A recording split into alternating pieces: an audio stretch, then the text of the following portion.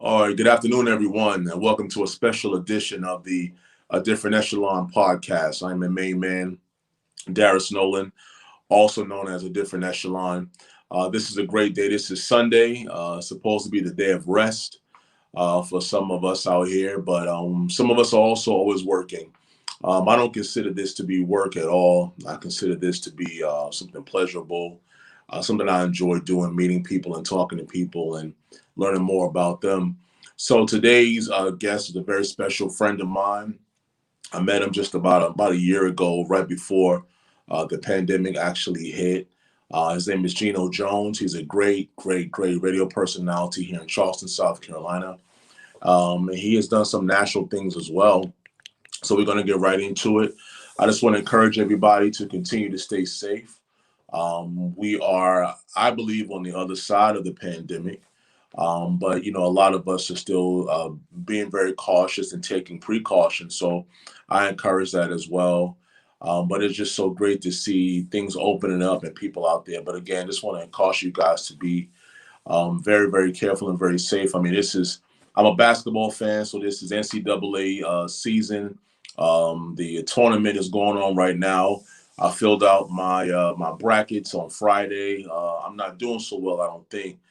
Hope I, win a couple dollars, but nonetheless, just the joy of doing it is just so good. So once again, just you guys, just be safe out there. I'm happy that we can kind of get back to some level of normalcy. But without further ado, I'm going to bring my buddy in, Mr. Jones.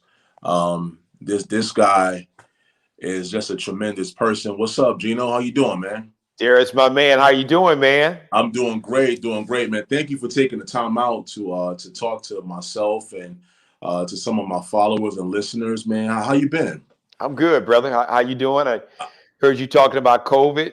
Yeah. So I'm with you. I believe that we're on the other side. We still got a little way to go. So absolutely, let's be patient. It's like I've heard the saying. I know you've heard it so many times.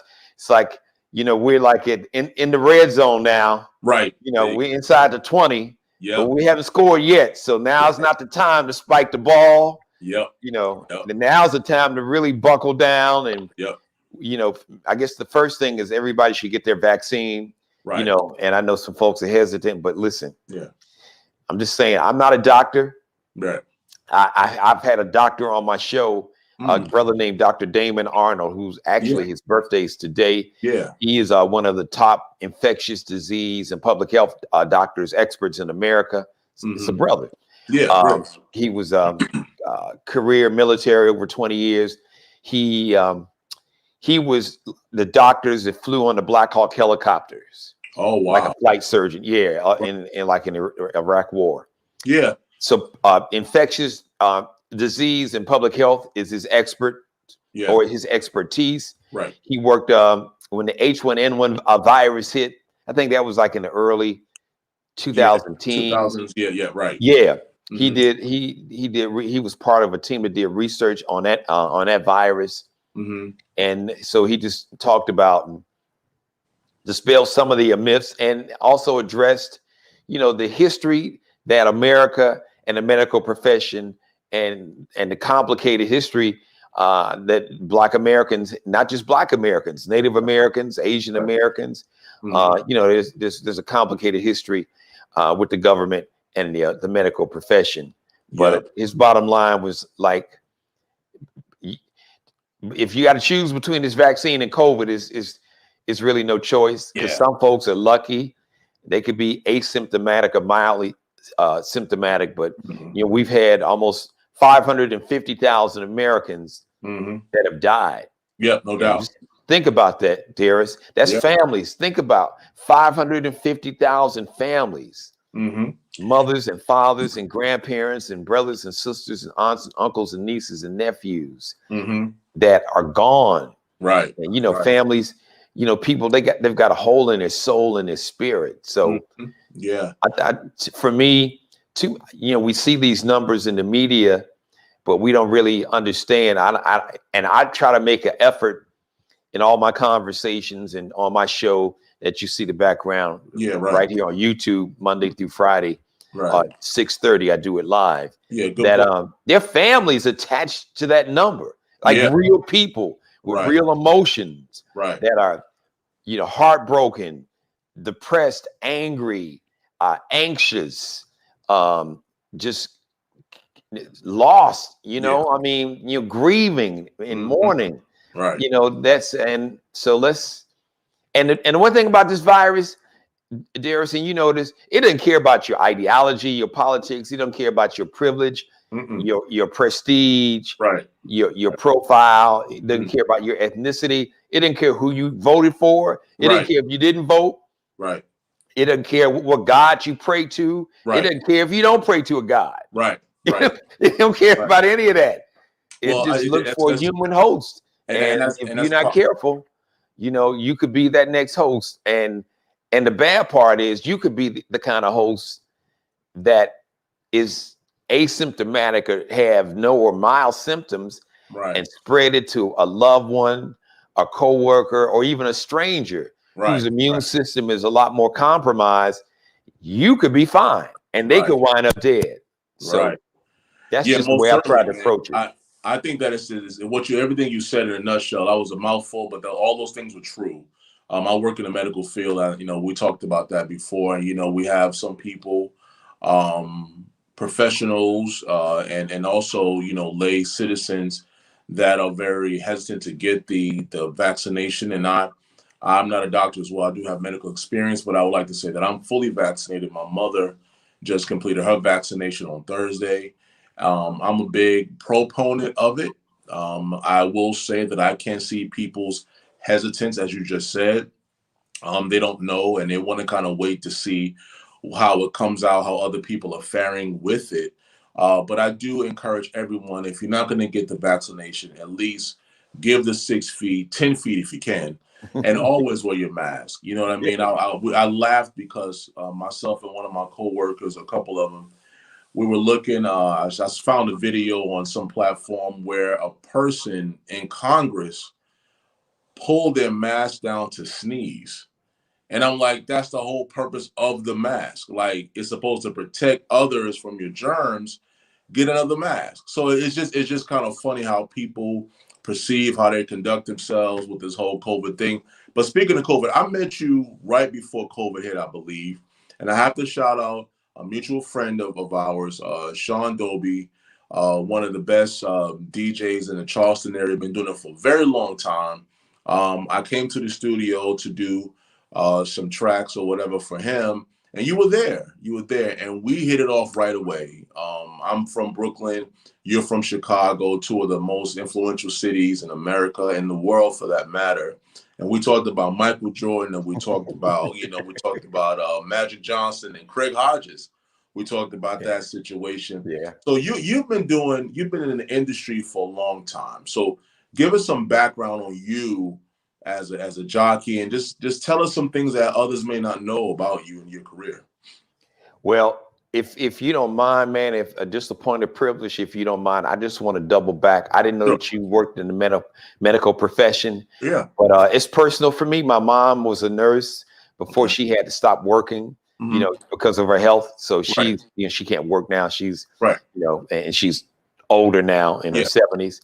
But I just want to shout out all the medical professionals, the doctors, Yeah. the ICU doctors, the ER doctors, the nurses, the Mhm. respiratory therapists, Mhm. those that work in the labs, research, those that have to conduct the test, even those in housekeeping that keep Right. the Yeah. hospital clean. Mhm. I know we've lost in the thousands, I believe Yeah. tens of thousands of healthcare workers. I don't know Right. the exact number. Oh yeah. Right. So people like you guys have put your life on the line, literally, and in too many cases have died Right. trying to save other people's Yeah. lives. Right. Right. And I mean, I'm not. I don't want to be heavy-handed, but I just think it's the height of selfishness Yeah. and recklessness and just a lack of compassion, empathy, and humanity, Mhm. just not to want to wear these masks. It's Right. just, because this could have been avoided. There's no way we're the most advanced nation on the planet. We've got the most technology. We got the best doctors, the best hospitals, and the best medical schools. But yet we lead the world in deaths. We make up 4% of the world's population. And about somewhere between 20 and 25% of the total deaths on the planet. So I just had to get that out, not knowing that you were a medical professional. And I have so much respect. I've always had respect for those in the medical professional because I was raised by a nurse. Right. But this last year, it has just been, I mean, yes, doctors and nurses, they sign up for a lot. They didn't sign up for this. I know. That's they true. Did not. And they don't sign up for people for just selfish or just crazy reasons. Or, I ain't gonna wear a mask and I want my freedom. Yeah, you right. You are free to be suicidal, ignorant, racist, stupid, dumb, but you are not free to be homicidal. That means you are not free to spread a virus that could kill somebody else. That's right. And it's just a matter of humanity. Yeah. That's one thing. If we could just tap into our humanity. And Brother Echelon, like I said before, the one cold-blooded thing, but it should have been a very eye-opening thing and something that really should have been educational and humbling, is that this virus doesn't care about any perceived or made up differences when it comes to the construct of race or ethnicity or religion or gender or sexuality. None of that. Right. The virus don't care about none of that. It doesn't. We are all 7 billion people on this planet are vulnerable. So that means that we all have a stake in protecting not just ourselves, but each other. So I apologize. No. Everything you said was on the money. Yeah, I appreciate you sharing that and appreciating what we do. Like you said, and I like the part where you said that we need to acknowledge those who work in housekeeping, those who work in transportation, those who work in the cafeterias, those who work in maintenance. Yes. I mean, those people, when I first got into medicine, I worked in shipping and receiving. So shout out those people. They are the ones that are forgotten. People only think about the doctors and nurses for the most part, and they forget about the people who actually take them out to their cars when they're discharged. You know what I'm saying? I mean, so yeah, but again, going back to the music thing, how long have you been doing this? Too long. Get out of here. Never too long. Too long. 3 plus, well, at least 3+ decades, you could say. Because I, really just in college, really when I kind of, got started. But I've had a passion for the entertainment industry, radio, television shows, and I've always written material for my radio shows and written comedy, and I eventually I had always emceed events and used comedy and humor. Then I actually started doing stand-up, which it's interesting because, stand-up is like any other profession.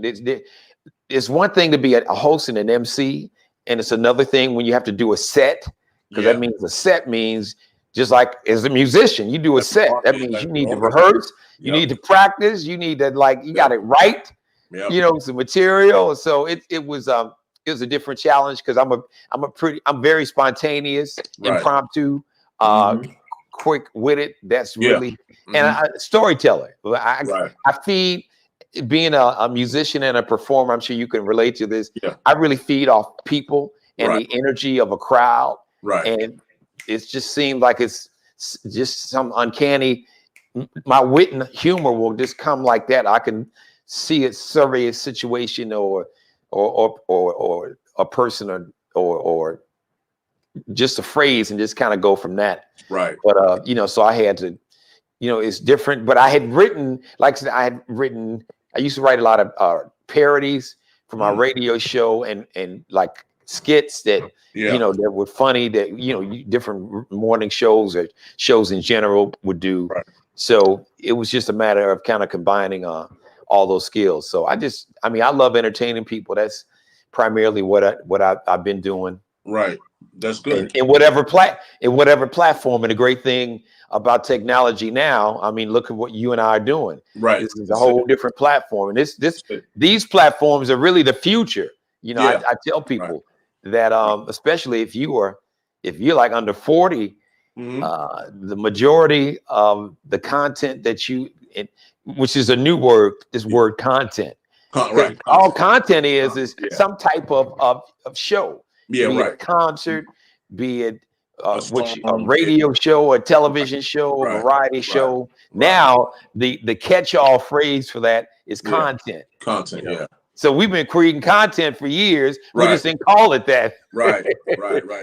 If you do, like say, if you live stream a concert, people say, "Oh, it's content. It's a concert, but it's content." Yeah, it's content. But it's just the delivery systems are different now with the platforms, and I get the point I was trying to make. That really, when we look at any kind of data, or even anecdotal, like people under 40 consume all this different quote unquote content off of like some type of device, still a smartphone, a tablet, even if they've got like a traditional big flat screen, a 65-inch TV, they've downloaded all the apps. They got YouTube and Amazon Prime and Hulu and Samsung TV and YouTube. They've got all that and Netflix. So they've got these different apps on these smart TVs that they have in their home. So it's just millennials and Generation Zs just consume information, entertainment, i.e. content, sports, differently than it was consumed, in the 90s, 80s, as people would say back in the day. Right. But I'm excited that we have access to platforms, because there's a lot of talented people, and it allows people to get in the game like yourself, and it allows me to use a different platform to speak truth to power without worrying about being censored or micromanaged, or a lot of times larger companies have different political agendas or loyalties or ideologies that necessarily would try to suppress people speaking truth to power. So I love this platform because it allows me to speak truth to power. And being a small business, being an entrepreneur, I encourage more of us. That's why I was so excited and was looking forward to coming on with you and helping you. Like you said, we talked about this over a year ago, right before COVID hit. Yes, it. And I tried to encourage you. See, we need to get into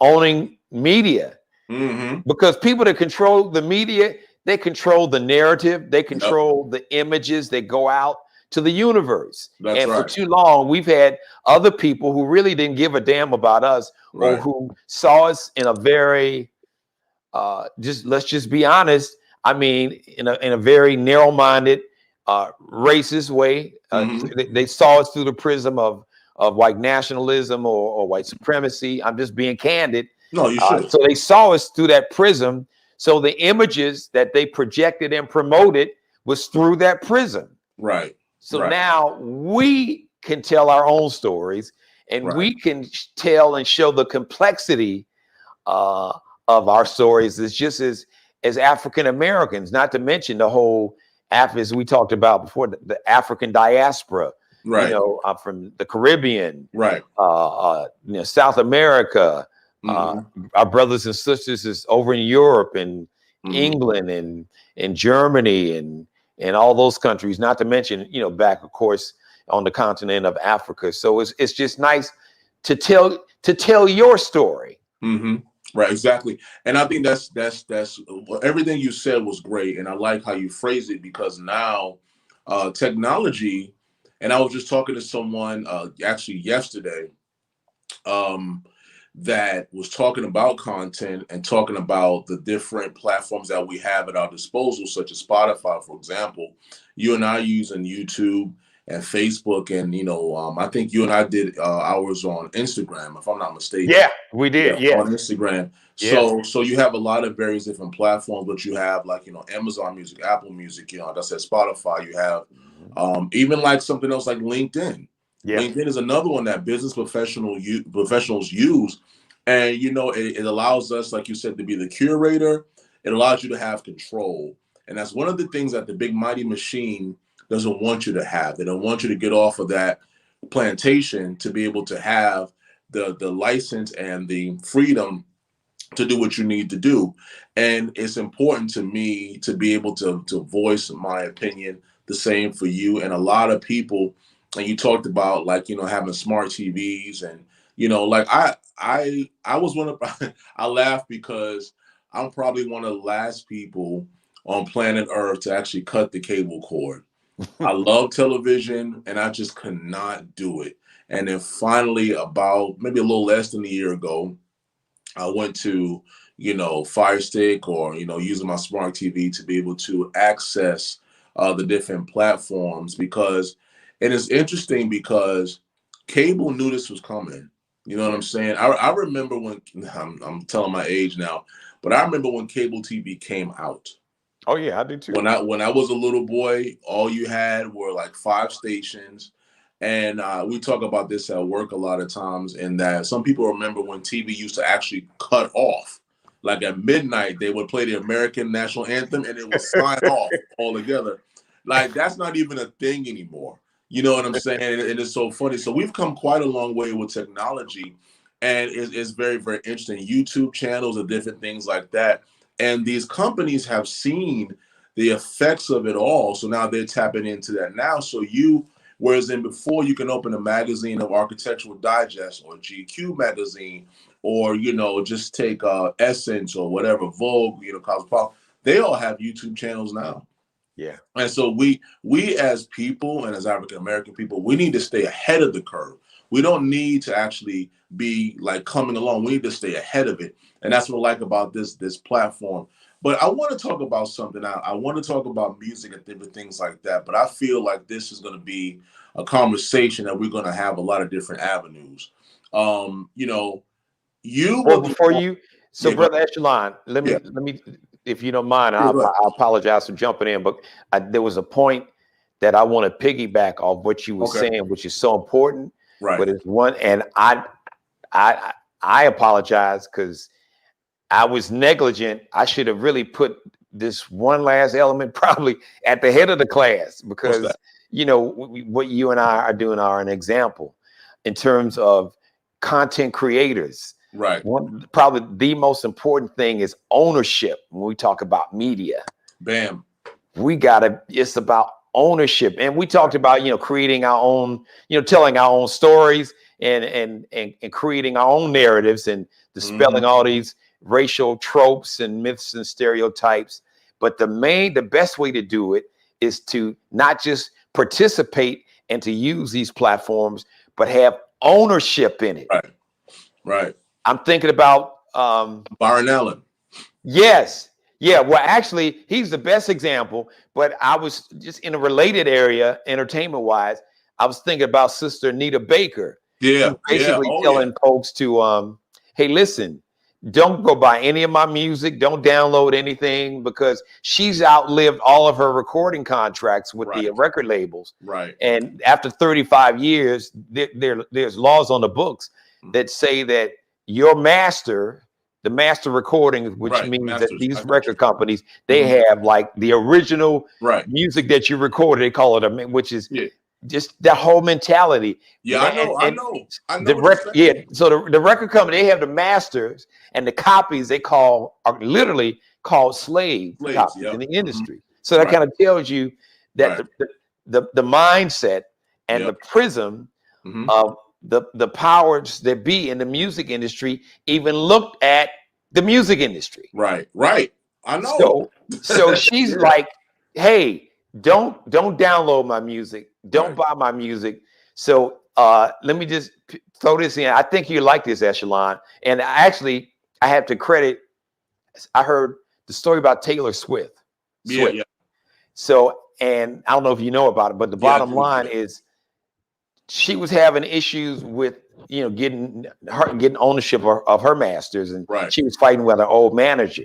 Right. So she got a bunch of musicians. She went in a studio, re-recorded like a lot of her earlier hits. As a matter of fact, the album that she won she won a Grammy for album of the year this year, like last Sunday. Right. That album consisted of all these songs of her own that she went in and remade. So last week on my show, I said, Sister Anita Baker, take a page out of Taylor Swift's book. Yeah. Get your musicians. I don't know if Chapter 8 is still around, but there's a lot of great musicians. Right. I got one right here. I'm on his show. Go in and re-record Will You Be Mine and Sweet Love. Yeah, the Rapture of Love, called in the Rapture of Love. Yeah, all those hits that Caught Up in the Rapture, all of those great hits that she made, they're your songs. Go in and re-record them. Yeah, that's right. That's right. and that's the thing about it. And it's so funny you say that because, like the slave versus the master. I actually, Geno, it did not dawn on me until you just said that. And I knew that already, but I did not really attach the two. But that's really, really powerful that you say that because it does speak to mentality. And one of the things that we constantly have to fight in America and in the world for that matter is getting rid of the mentality of the past. Going forward, you understand what I'm saying? And because and I honestly feel this way, and I don't care who disagrees with me, it doesn't matter to me. I do feel like a lot of people are they're blissfully ignorant. They do not realize what they have been saying. They do not realize the actions that they've been taking. So they do things because they were raised that way, not realizing that the reason of it is from a negative place. You understand what I'm saying? Yeah, absolutely.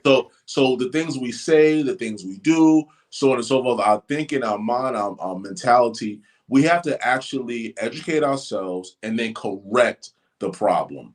We have to correct the problem because if we don't, we're going to continue a vicious cycle. So as we have children, they're going to continue that cycle till somebody stops it. Like we dealt with today, not today specifically, but last week there was some violence against Asians down in Atlanta. Yes, everybody's aware of it, and it's so funny to me because I was speaking with a friend the other day, and I said to her, "It's just so weird that for the last year and a half, a lot of the covers have been taken off of a lot of dirt and a lot of negativity that America has been purporting for all of these years."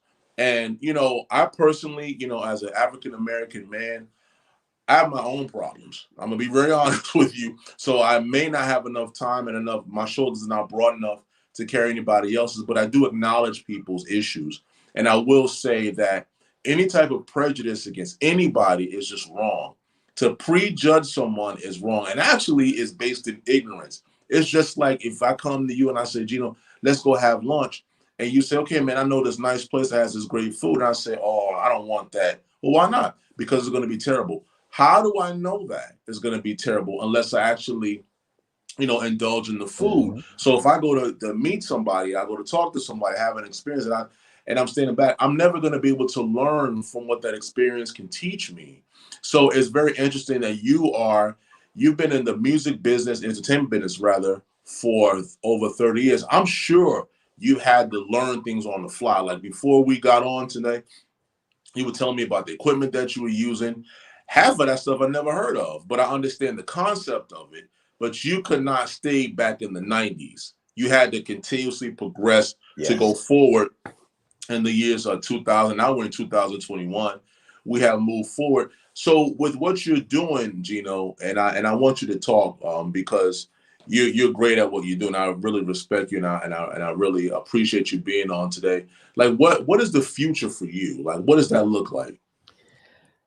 Well, the future for me, man, is really to use my platform to speak truth to power, and to do it and to entertain people, because the two are not mutually exclusive. You can do both. Right. As a matter of fact, let me once again, point of, if you don't mind, just kind of just indulge me in a point of privilege. I hope you will extend to me.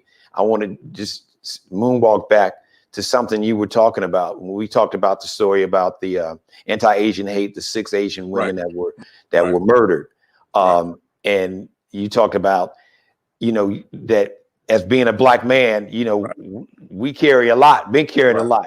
And you didn't necessarily know if your shoulders were big enough to carry somebody else's burden, but you could empathize with with their experience, and that you denounced it.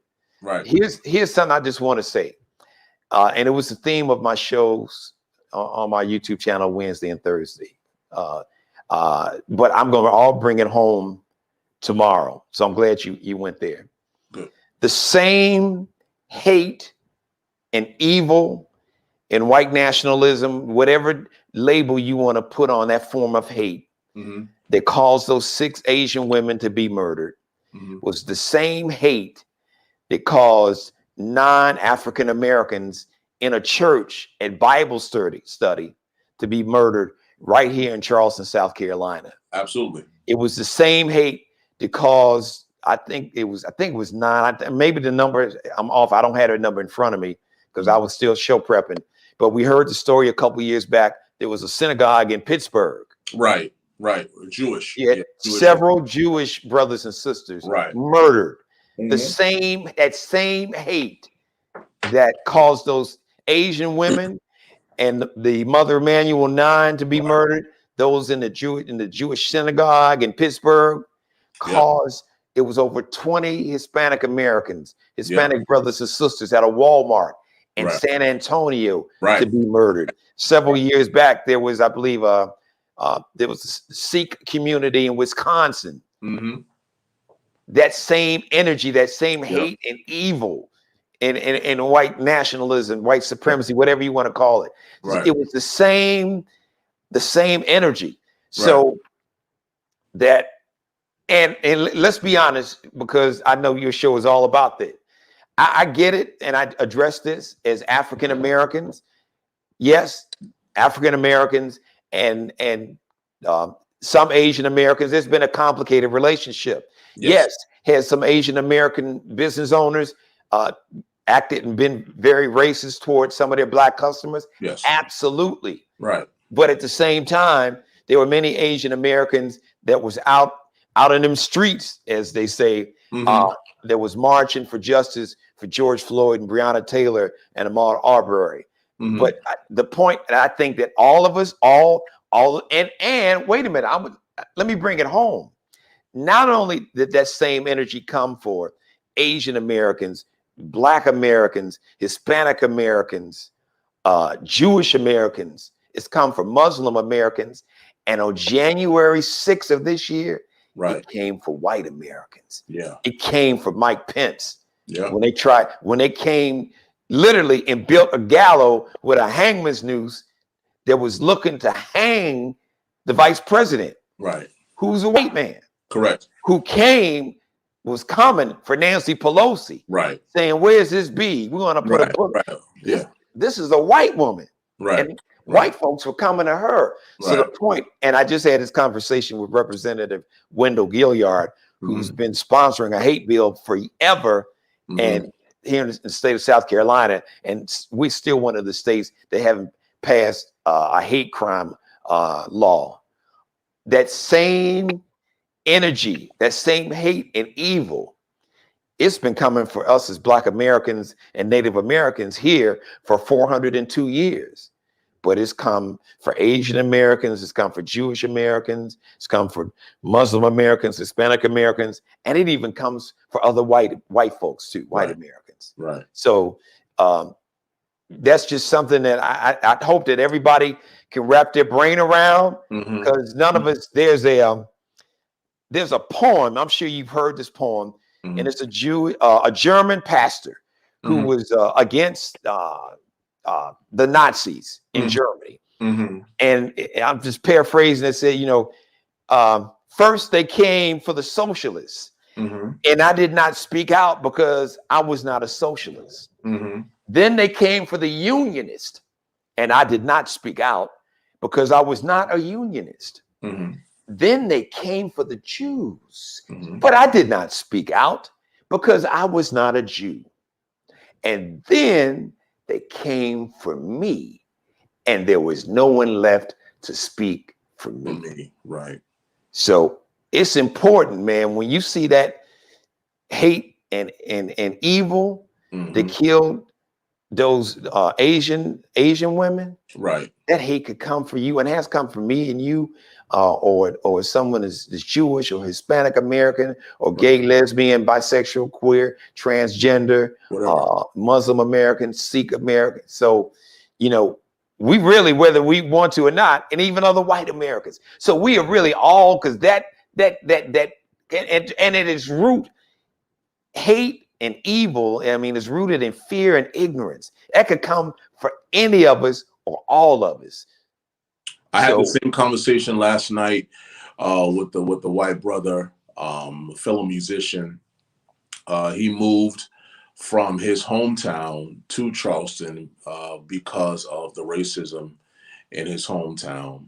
And I commend him for doing that. And we talked, and I said to him very explicitly, I said, what the internet has done, what camera cell phones have done, they've actually shown what is actually going on. So to keep it 100, African Americans, black, whatever you want to call, we have been saying this for the longest about what's been going on, and this has fallen on deaf ears. yeah, They count us as just a crying wolf.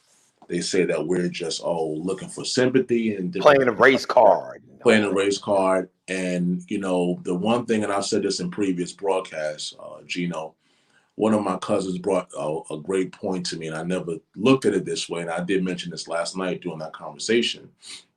The difference between George Floyd and a lot of the other slayings is that we saw it from the beginning until the end. Yes. And not just that, it was filmed and then broadcast around the world. So what I loved was that, and I believe he was smiling down on it, you have people in England, people in various countries around the world that were marching on his behalf, Yes. where the tragedy happened in an entirely different country, but they watched the video. And again, I do feel like God creates a great inventions, but sometimes we as humans we defile it. But the cell phone, the internet, I believe that the internet is the greatest invention of all time, because what it does is it unites people, and I mean lickety split. Especially what you're looking at now, we have phones that have 5G service and things like that. I can text you, I can get a message to you. You could be sitting in your home in Africa. You could be sitting in your home around the world, a time zone, 10 hours behind or in front of me. Man, I can say, hey, what's up, Gino? And you would text them back and forth. You couldn't do that, say 10 years ago. You know what I mean? So we've come a long way, and we need to use the tools that we have to unite us. I love people. I guess I never thought of myself this way, but I guess I am an entertainer as well, and I do enjoy see people having a good time. And I spoke before I brought you into the studio about how as I perform every weekend. Like I said, did a wedding yesterday, last night, and people are just having a good time again.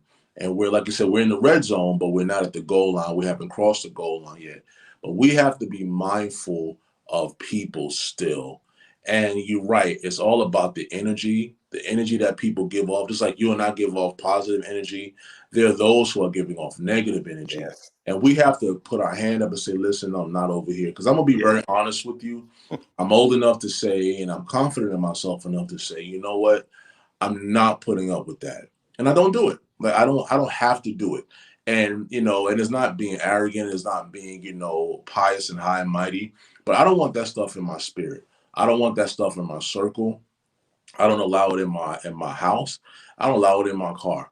I don't allow it in my remote space around me. So It's self-preservation, yeah, absolutely. brother Echelon, for you. Mhm. It's I mean, really preserving your own mental, Right. emotional, Yeah. spiritual, and physical health. True. Because there's a direct connection, stress and negative energy. Right. I mean, there's data, so there's science behind that. No That doubt. it affects us cellularly, and it creates the negative energy and hate, creates toxins and releases just and other genes that cause disease in our body. That's a scientific fact. So That it's just about self-preservation. I'm the same way. You had no need to no. apologize or justify or qualify anything. Right. You are engaging in self-preservation. And I think that it will behoove, and I appreciate you saying that, it will behoove a lot of us, because a lot of us don't realize, and you have to call a spade a spade. You have to actually look at things not just like right in front of you, but look and see what's behind it. Because a lot of people will talk to you with an ulterior motive. And unfortunately, we have a lot of sad people, unhappy people in this world that do not want you to be happy. So they will heap their problems upon you. Yeah. Because misery loves company. Yeah. These are sayings that are actually founded in truth. So unfortunately, we have to, get off of this. But I would like to say that I appreciate you coming on. And I want to thank you publicly. And this is on the internet, so I can't deny it. But you got me into this, and I appreciate you allowing me to be a guest on your broadcast last year, I believe it was. And you have been very kind to me, and I do appreciate you. So before we go, please let the listeners and the supporters know how to get in contact with you. Tell us what's going on. How do we listen to your show? Well, first of all, thank you, Brother Echelon. Listen, man, this has been the highlight of my Sunday. I enjoyed it. Thank you. I'm not emotionally invested in March Madness Right. as much as I have in the past, but I was rooting for Illinois, and they got beat by Loyola. I just saw that. Yeah. Now you would think, Loyola. This is Loyola, Chicago. You would think I'd have been rooting for Loyola, Chicago, but I would. But anyway, but no, this has been the highlight of my day, brother. Yeah. So I thank you, man, and I thank you for allowing me just to communicate just my worldview. Please, you can watch my variety show, the Geno Jones Show, Monday through Friday on my YouTube channels. Please like, share, and subscribe. I got a goal. I want it by the end of the year. I want to get 100,000 new subscribers. I think big. I say, why not? Why not me? People say, what makes you think you can do that? Why not? Why not?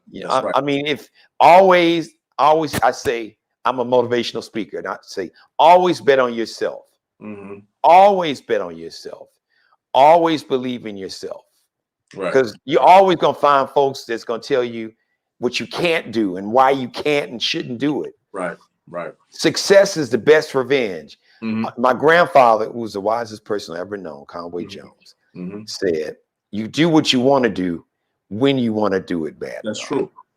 Always bet on yourself. The biggest enemy we face every day is the person that we look at when we look in the mirror. Absolutely. And if we can get out of our own way mentally, the sky's the limit. So just check me out on YouTube, Geno. That's how you spell Geno Jones. Please subscribe and like the channel. Brother Echelon, I got to get you and your band on. Maybe you guys can do I can get you guys on a Thursday or Friday show, and maybe you all can do like a little short, little live set. Let's make it happen. Via Zoom, Let's make it happen, man. Let's make that happen. Geno Jones Show on Instagram, Geno Jones on Twitter, Geno Jones Live. Live is all caps, LIVE. That's my public figure page. Okay. And my personal page is just Geno Jones. Well, listen, Geno, we enjoyed you today, man. We got to do it again. We got to finish this. I want to do something where we talk about the whole Craig Hodges situation. For those who don't know, please look up Craig Hodges and his fight against racism and injustices back in the 90s. And Mahmoud Abdul Rauf. Mahmoud, yeah, there are a few guys with Mahmoud. Do that Google search formerly Chris Jackson, LSU, but a great point guard for the Denver Nuggets, and just blackballed by the NBA and some of its major figures at that time. So, and Brother Echelon, real quick, just tell them to Google Spencer Haywood. Oh, that's another one. The reason Spencer Haywood is so important, like these big contracts that LeBron and Steph Curry and KD and all these cats getting, they would have never saw that kind of money, especially either coming out of college after 1 year or going from high school straight to the NBA if it wasn't for Spencer Haywood. Google Spencer Haywood. Most definitely Google him, and we'll have a basketball / social conversation in the future. We'll do a roundtable. I'll I get some love it. other friends in that. That'll be great, my friend. But listen, much love to you, man. Keep doing what you're doing. Keep putting on for your family and yourself, man, and for Charleston and just your people around the world, man. So love you. God bless you. Once again, this has been a Different Echelon podcast with my great friend and guest today, Mr. Geno Jones, where we're here to educate and to encourage and to empower. Please contact me at DarrisNolan28 on Gmail. You know my Facebook and my YouTube pages. Please leave a comment, subscribe, and like it, and all that good stuff. Support my man here and his endeavors. God bless you all. You guys have a great Sunday. Geno, God bless, man. I'll talk to you soon. Yeah. Take care, Love man. and respect. God bless All you, right, brother. man. All right, take care. Bye-bye.